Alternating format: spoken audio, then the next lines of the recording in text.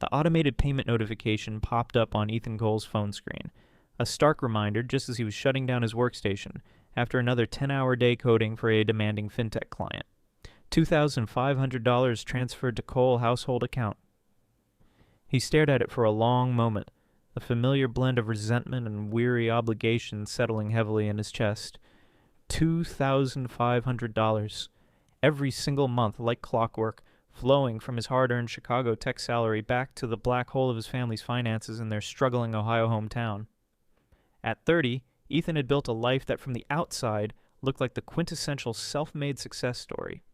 He'd escaped the gravitational pull of his blue-collar origins through scholarships and relentless hard work, earning a computer science degree from Northwestern and landing a lucrative software engineering job in Chicago's competitive tech scene. He lived in a modern, if minimally furnished apartment in Lincoln Park, commanded a six-figure salary, and possessed a future bright with potential.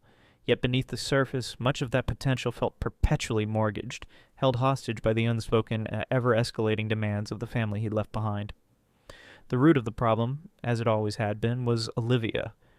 His older sister, 33 going on 19, was the designated free spirit, a term their mother Carol used to excuse a lifetime of abandoned endeavors and financial irresponsibility.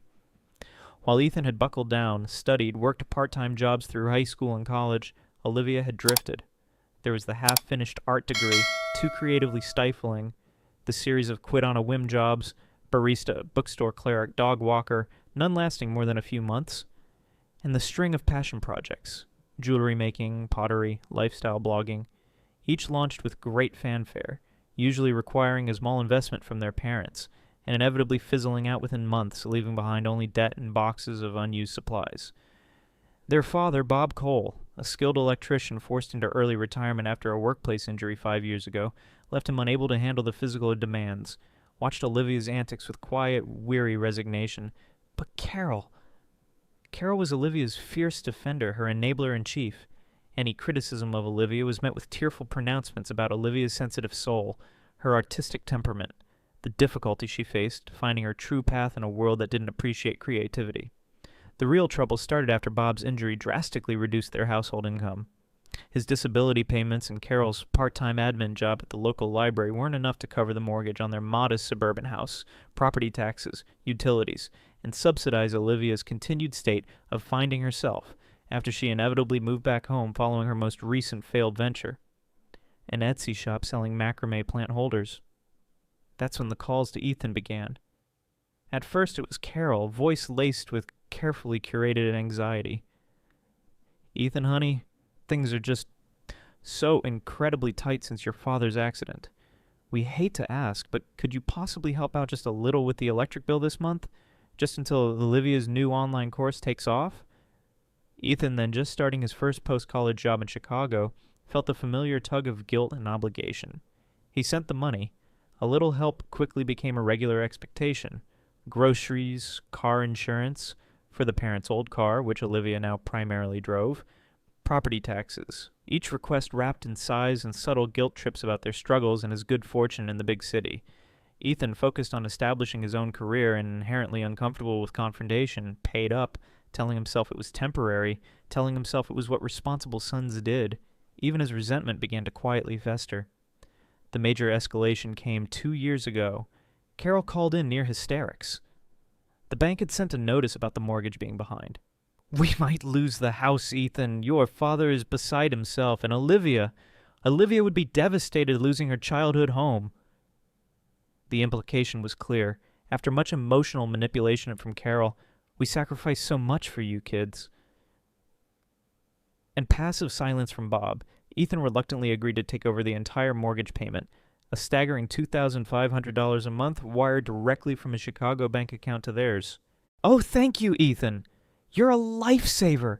Carol had wept with relief. "Just temporarily, of course. Just until Olivia's pottery business really takes off, or until your father's settlement comes through." The settlement, Ethan knew, was minor and long since spent.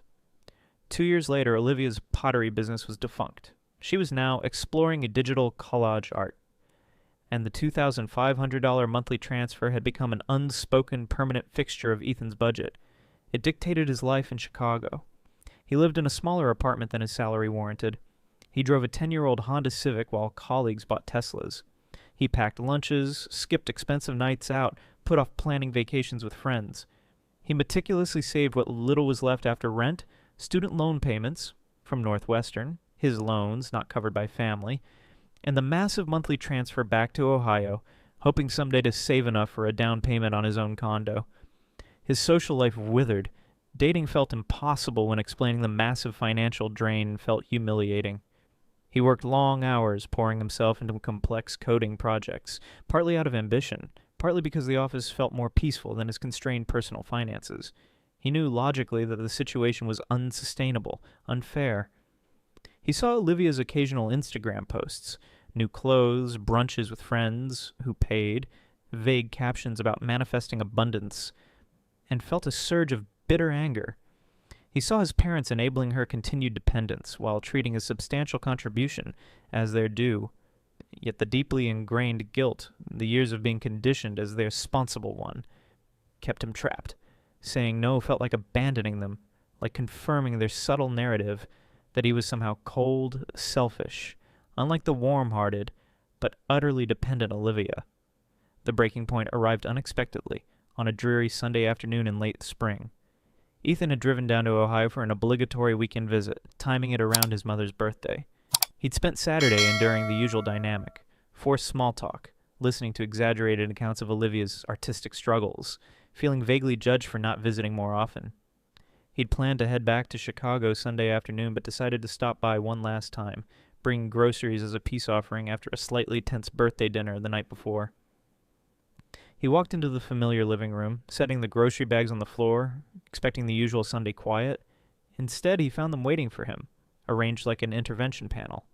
Carol sat perched on the edge of the sofa, arms crossed tightly, lips pursed. Bob stood awkwardly by the window, staring out, radiating passive disapproval. Olivia lounged in the recliner, scrolling through her phone, pointedly ignoring his entrance. The air felt thick, charged. "Ethan!" Carol began immediately, her voice sharp, bypassing any pretense of pleasantry. "We need to talk."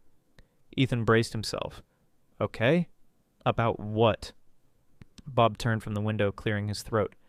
"Son, your mother and we've been doing the sums. And frankly, even with your help, things are still incredibly tight. This house upkeep, the taxes, it's more than we anticipated." Carol jumped in, her tone hardening. "And Olivia? She deserves a chance to really launch her art career properly. That digital collage work she's doing, it requires a professional-grade tablet, expensive software subscriptions, not to mention needing funds to maybe rent a small studio space downtown and make connections." Ethan stared at them, disbelief warring with a rising tide of anger. "Are you serious? I'm already sending $2,500 a month. That covers the entire mortgage and then some. What more do you expect?" "Well, that just covers the house," Carol scoffed, as if the mortgage were a minor incidental. "What about living? Food, utilities, gas, your father's medical copays? And Olivia needs support. You, Ethan, are living comfortably in Chicago. Good job, no dependents. It's only fair that you take on more of the overall family responsibility now." "Fair?" Ethan echoed, his voice dangerously quiet. "You think it's fair that I work 60 hours a week managing software teams, live frugally in an expensive city, put my own life on hold just so Olivia can find herself indefinitely while contributing absolutely nothing?" Olivia finally looked up from her phone, rolling her eyes dramatically.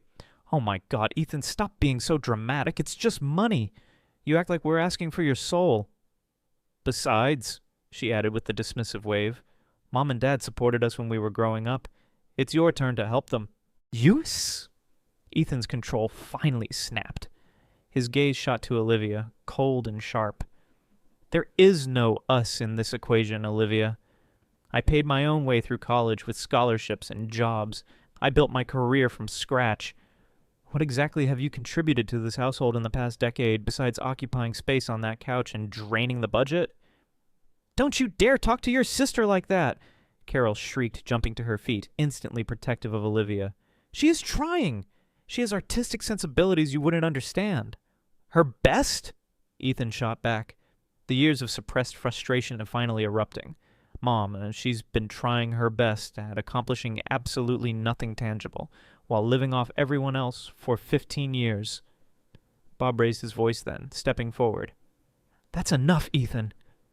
We didn't ask you here to criticize your sister. We are asking you, as our son, to step up and take full responsibility for this household's finances. If you were a good son, a responsible man, you would see your duty. Duty, responsibility, always his, never hers. Ethan stared at them, his furious mother, his passively demanding father, his smirking, entitled sister, and something inside him stretched taut for years finally broke clean through. The anger vanished, replaced by an unchilling, absolute calm. Let me make sure I understand, he said, his voice devoid of all emotion now. You want me to continue paying the $2,500 mortgage and take over all other household expenses, utilities, food, taxes, car payments, and fund Olivia's art career indefinitely, while Olivia continues to contribute nothing? Carol's face hardened. We just thought, she said stiffly, that as our son, the successful one, you would want to ensure your family's taken care of. It's about love, Ethan. Loyalty. Ethan looked directly at Olivia, who was watching him now with a look of triumphant expectation. And Olivia? He asked his mother quietly. What is her role in this loving, loyal family? A very expensive, decorative house plant. Olivia gasped, leaping up from the recliner. I hate you, Ethan! She screamed. Ethan calmly reached down and picked up the small overnight bag he'd brought for the weekend visit. Funny, he said softly, looking back at Olivia, then at his parents. I think I stopped truly caring what any of you thought several months ago.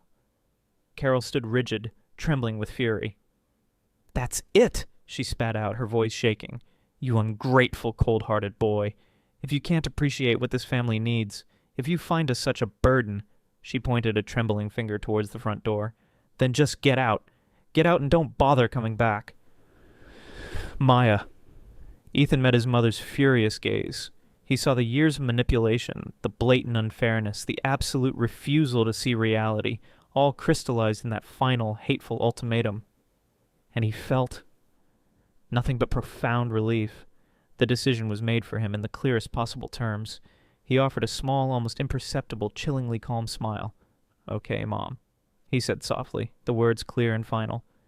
If that's what you want.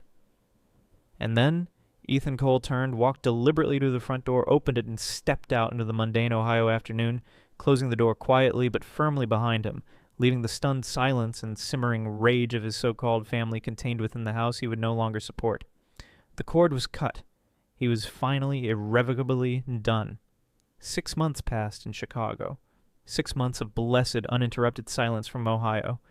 Ethan Cole thrived in the absence of the constant, low-level hum of familial obligation and guilt.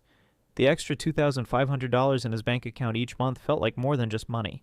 It felt like reclaimed oxygen. He aggressively built his savings, finally seeing a realistic path towards a down payment on a condo in a city known for its punishing real estate market.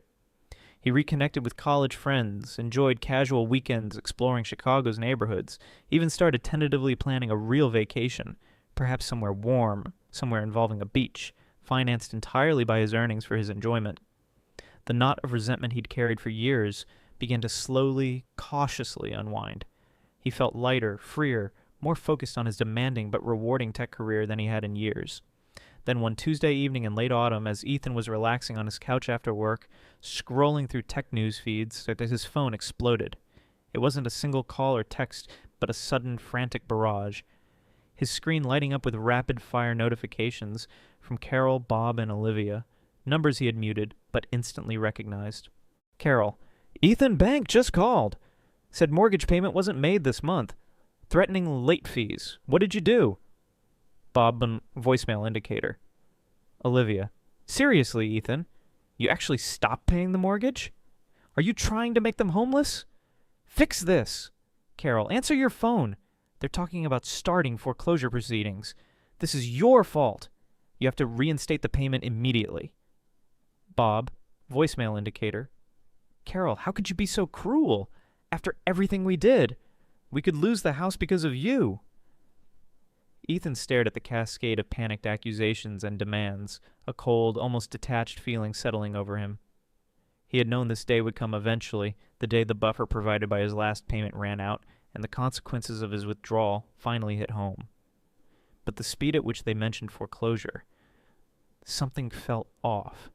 Even with 6 months of missed payments from him, foreclosure proceedings usually took longer, unless the account was already severely delinquent. His $2,500 had easily covered the mortgage payment itself, plus a hefty chunk towards taxes, and insurance escrow each month. How could they be facing foreclosure already? A familiar suspicion, cold and sharp, pierced through his detachment. Had they been truthful about their financial situation before he walked out? Had his $2,500 actually been covering everything as they claimed? Driven by the sudden, chilling doubt, Ethan bypassed replying to their frantic messages. Instead, he opened his laptop and navigated to the online portal of the Ohio-based mortgage lender. He still had the login credentials Carol had tearfully insisted he set up and used 2 years ago to help manage the payments because Dad finds this online stuff confusing. He entered the username and password, answered the security questions he remembered setting up. Mother's maiden name? Childhood street name? And held his breath as the account dashboard loaded. He clicked directly onto the payment history tab, setting the date range for the past 18 months. He scrolled down, his eyes scanning the neat columns. His breath caught. There it was, stark and undeniable in black and white digital ink. The last full on-time mortgage payment reflected was dated 10 months prior, back in January. From February through May, the 4 months before he walked out after the confrontation, the payments received were all partial, significantly less than the $2,500 due, sometimes only covering interest and fees, barely touching the principal. And before January, a scattered history of late payments and accrued penalties stretching back even further. The truth hit Ethan with the force of a physical blow. They hadn't just been struggling, they had been actively deceiving him for at least 8 months, possibly longer. His $2,500 monthly transfers, sent faithfully and designated specifically for household stability, were arriving in their account, but Carol and Bob were consistently failing to apply the full amount to the mortgage.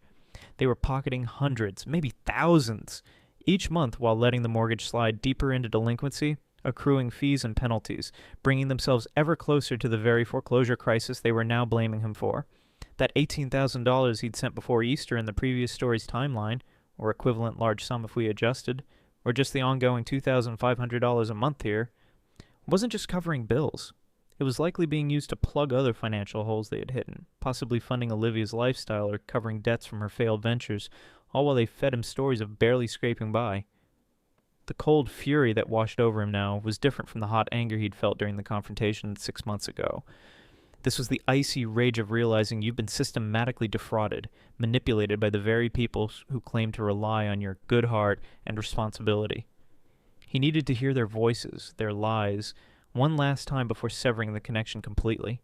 He dialed Olivia first, keeping his own voice deliberately neutral when she answered, her tone immediately wary. "Olivia?" "Ethan. Quick question about Mom and Dad's mortgage." "What about it?" she snapped defensively. "You need to call the bank and pay it. They're freaking out." Ethan ignored her demand. "I just did check with the bank, Olivia. Online records. Funny thing, looks like payments were short or skipped entirely for about 8 months before I stopped sending money in May. You lived there.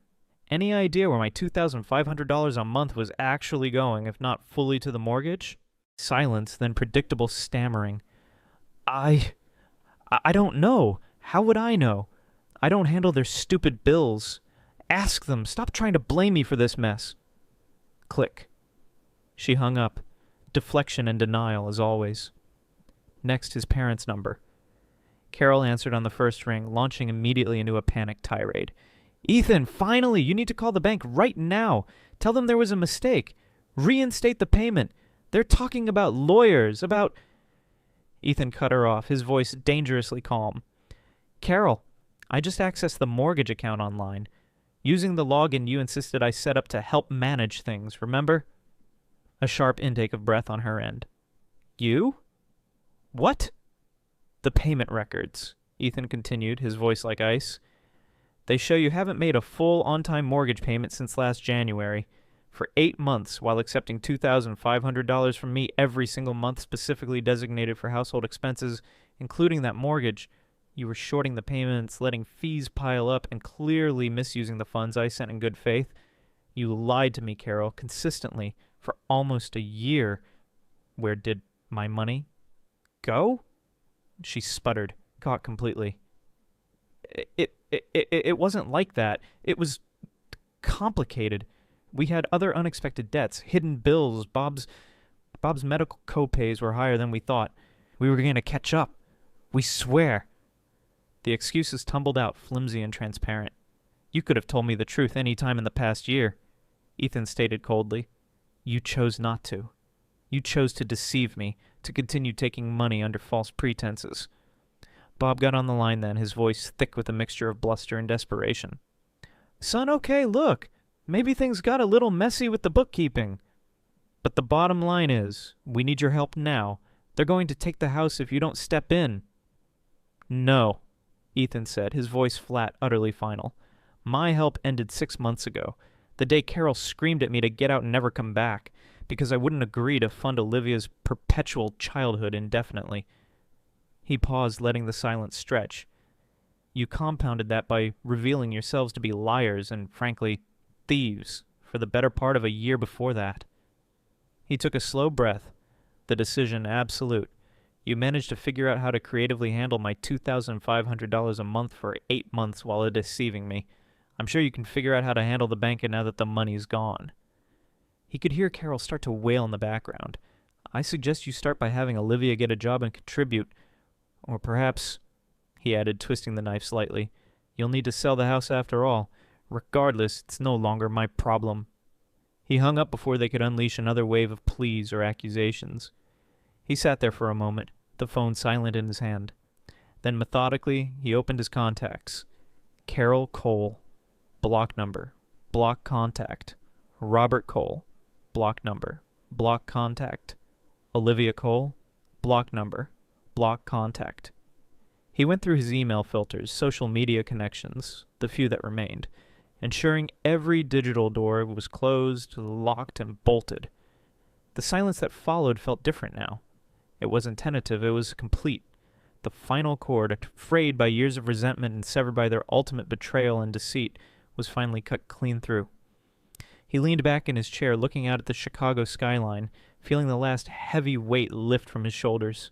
The sadness for the family he never truly had was still there, a faint ache in the background, but it was overshadowed by a profound, cleansing sense of liberation. He was free, utterly, completely free. His future, built by his own hands, was finally entirely his own. This story serves as a stark reminder that family obligation should never equate to enabling exploitation or enduring disrespect. True familial love involves mutual respect, appreciation, and support, not treating one member as a perpetual ATM while enabling the irresponsibility of another. Discovering deep-seated deceit, such as the secret ATM chat, can be devastating but ultimately liberating, providing the necessary clarity to break deeply ingrained toxic cycles. Setting firm boundaries, even when facing emotional blackmail or accusations of selfishness, is not cruelty but essential self-preservation. Ultimately, recognizing when love and loyalty are being weaponized for financial gain, and having the courage to walk away from those who consistently devalue and exploit you, even close family, can be the painful but necessary first step towards reclaiming your own peace, self-worth, and future.